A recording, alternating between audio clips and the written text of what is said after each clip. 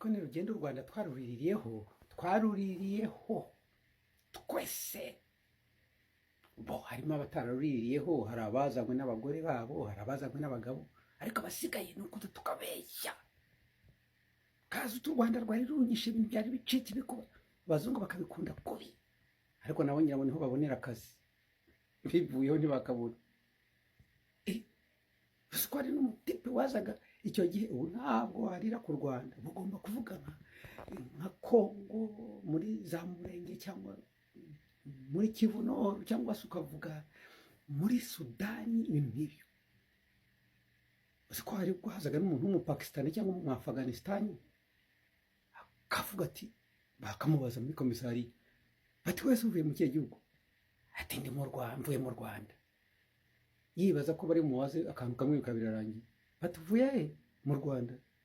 Ati mpunze u Rwanda. None se u Rwanda, umujyi mukuru w'u Rwanda ni uwuhe? Ati ni Nigeria. Abazungu bakumirwa bakongorana bagaseka, cyakubite negative ukabura zibuze. Nta kindi azi ko umujyi mukuru w'u Rwanda ari Nigeria. Abenshi baba ari ibijiji, wanabareba ukavuga ngo tare, ugasanga wenda muri Afrika bavuga ngo bari abazungu, reka da bahehe.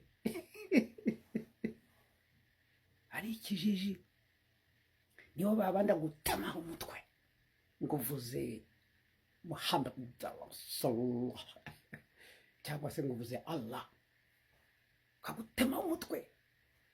Aho Imana idashobora kukwihanira, akajya kwihanira aho idashoboye. N'ibijiji bameze gutyo rero abo ngabo vuba ahita avuga ngo umujyi mukuru w'u Rwanda ni Nigeria, bakamukubita negative akabunga akajya mu kindi gihugu.